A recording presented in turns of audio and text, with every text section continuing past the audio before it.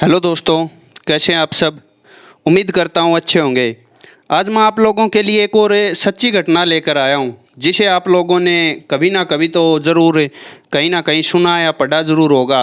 मैं बात कर रहा हूँ जापान में हुए न्यूक्लियर अटैक के बारे में, जो कि अमेरिका ने किया था।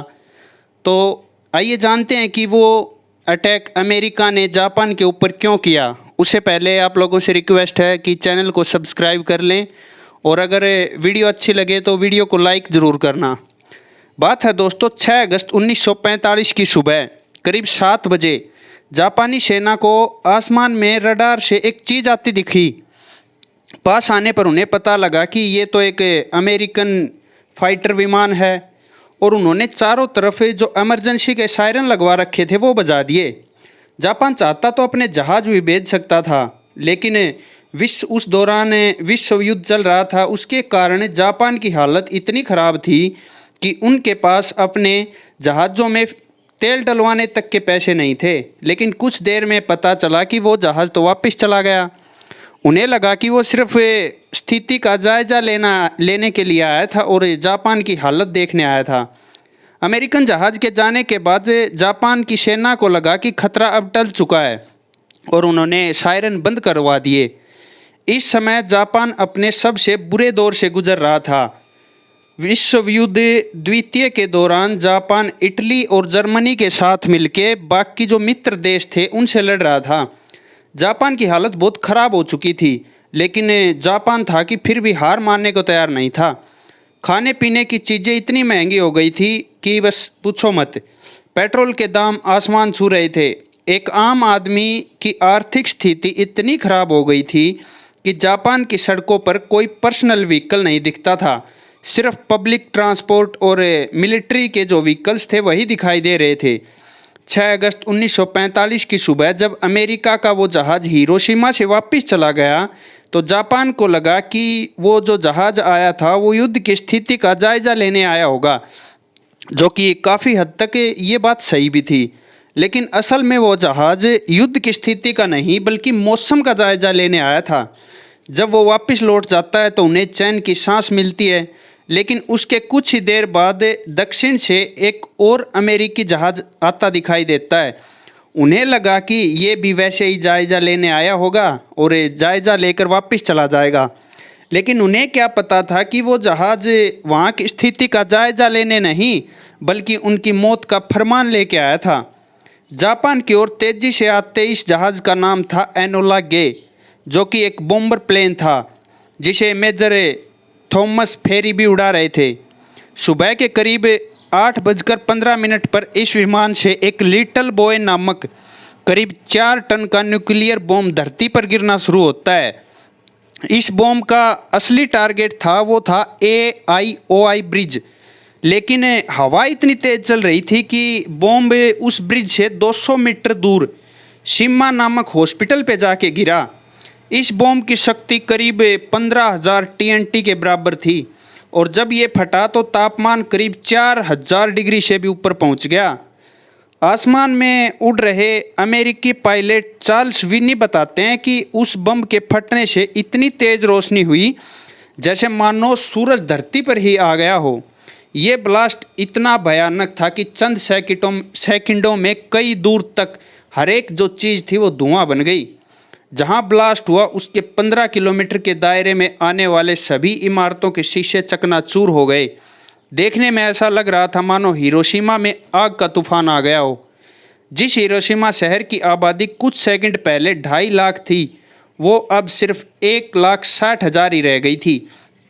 80,000 लोग एक ही पल में राख बन गए। आसमान में उड़ रहा दूसरा अमेरिकी जो जहाज़ था उसके पायलट बताते हैं कि ये धमाका इतना भयंकर था कि प्लेन के केबिन तक में धुआं धुआं हो गया था। उनके दांतों तक के कंपन छूट गई थी। इसी बीच बैठे बॉब ने उस ब्लास्ट की कई तस्वीरें ली, और तस्वीरों में देखा जा सकता है कि ब्लास्ट से आसमान में बैंगनी बादल बन गए। इस बादल से मशरूम जैसा धुआं ऊपर की ओर उठ रहा था, जिसे कि डेथ मशरूम का नाम दिया जाता है। फूजी ब्लास्ट जो कि एक आम नागरिक था वो ब्लास्ट की जगह से कुछ दूर थे, और उन चंद खुशकिस्मत लोगों में से एक थे जो ब्लास्ट के दौरान बच गए।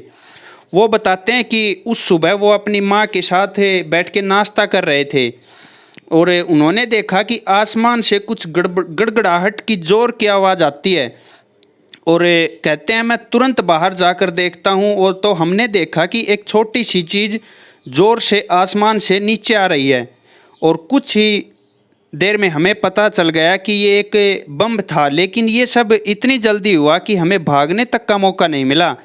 फूजी बताते हैं कि जब ब्लास्ट हुआ तो इतनी तेज़ रोशनी हुई कि पहले तो मैं अंधा हो गया। इससे पहले मैं कुछ सोचता, उस तेज़ गर्म हवा का एक झोंका आया जिसने उठा के मुझे दूर ले जाकर पटक दिया और बाद में मुझे कुछ याद नहीं रहा। और जब मेरी आंखें बंद हो गई और उसके बाद जब मेरी आंखें खुली तो मैं उठ ही नहीं पा रहा था। जब मैंने हिम्मत जुटा के उठने की कोशिश की तो देखा कि मेरा जो एक हाथ था वो एक सिर्फ मांस का टुकड़ा बन के रह गया था। मैंने मुश्किल से अपने हाथ को संभाला। मेरे आसपास की जो हर एक चीज़ थी वो जलकर राख हो चुकी थी और तुरंत मुझे मेरी माँ का ख्याल आया। लेकिन मेरी माँ की किस्मत शायद मुझसे ज़्यादा अच्छी थी क्योंकि वो उस ब्लास्ट में अपना दम तोड़ चुकी थी। ये बताते हुए फूजी की आंखों में आंसू आ गए।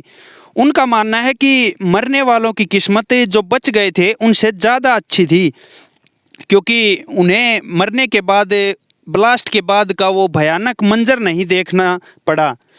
इतना भयंकर ब्लास्ट करके भी अमेरिका को रास नहीं आया और इस पर अमेरिका के उस समय के जो राष्ट्रपति थे हैरी ट्रूमन अपनी सैन्य ताकत पर गर्व करते हुए बड़ी बेशर्मी से कहते हैं कि हमारे विमानों से दुश्मन देश पर एक बॉम्ब गिराया गया है जिससे बहुत बड़ी तबाही हुई है।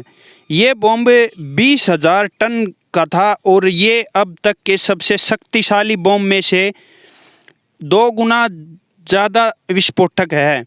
रोमन आगे कहते हैं कि हम इससे भी भारी हथियार बनाने पर काम कर रहे हैं। इन सब से आप अंदाज़ा लगा सकते हैं कि अमेरिका को इतने लोगों की बेरहमी से जान लेने के बाद भी कोई अफसोस नहीं था। जब ब्लास्ट हुआ तो वहाँ जापान की सेना का एक सैनिक भी वहाँ मौजूद था।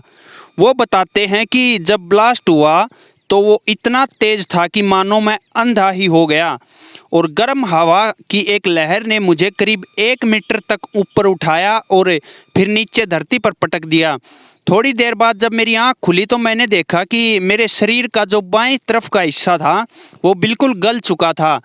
थोड़ी दूर मुझे एक पेड़ दिखा जो कि धमाके के कारण बिल्कुल सूख गया था। मेरा गला बिल्कुल सूख रहा था और मेरे शरीर में जान नहीं थी। मैंने बहुत कोशिश की लेकिन मैं खड़ा नहीं हो पा रहा था, लेकिन फिर भी मैं जैसे तैसे उस पेड़ तक जा पहुंचा। मेरे सामने एक बच्चा पानी के लिए तड़प रहा था लेकिन मेरे पास भी पानी नहीं था। कुछ देर में उस बच्चे ने मेरे सामने ही तड़पते तड़पते अपने प्राण त्याग दिए। सड़क पर चल रहे लोग ऐसे लग रहे थे मानो जो मुर्दा थे वो जिंदा हो गए और इनके मुंह से खून और झाग निकल रहे थे।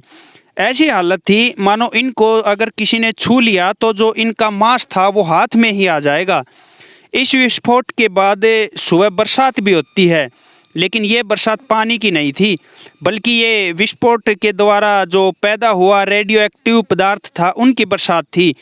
बरसात में जो पानी बरस रहा था वो ग्रीस की तरह काला था। जिस पर ये ग्रीस गिरी उन्हें या तो स्किन कैंसर जैसी बीमारी हो गई। कुछ आंकड़ों के मुताबिक उस समय विस्फोट से करीब 80,000 लोगों की जान गई थी, लेकिन उसके बाद जो प्रभाव उत्पन्न हुए उनके कारण करीब 60,000 लोगों ने अपना दम तोड़ दिया था। लेकिन अमेरिका ने के मंसूबे थे वो अभी भी पूरे नहीं हुए थे। ब्लास्ट के ठीक 3 दिन बाद यानी कि 9 अगस्त को जापान के दूसरे शहर नागासाकी पर भी सेम ब्लास्ट होता है। पहले ये हमला कुक्कू शहर में होने वाला था लेकिन मौसम ठीक न होने से ये ब्लास्ट अमेरिका ने नागासाकी पर किया। ज़मीन से करीब 500 मीटर ऊपर ये ब्लास्ट हुआ। शहर से दूर काम कर रहे कुछ मजदूर बताते हैं कि जब ब्लास्ट हुआ तो आंखों के सामने बहुत तेज़ रोशनी हुई और कुछ ही सेकंड में लाशों का ढेर लग गया।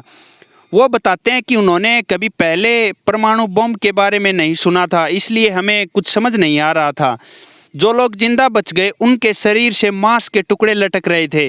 लगभग 74,000 लोग इस हमले में मारे गए और इतने ही लोग घायल भी हुए। उस समय तक लोगों ने परमाणु बम का नाम नहीं सुना था, इसलिए उन्हें लगा कि शायद सूरज फट गया। नागासाकी पर इस हमले के बाद अमेरिका के राष्ट्रपति ने एक बार फिर अपने देश को संबोधित किया और कहते हैं कि अगर जापान ने अब भी हार नहीं मानी तो वो और हमले करेंगे जिसमें हजारों आम नागरिक मारे जाएंगे। जापान की भलाई इसी में है कि वो हार मान ले।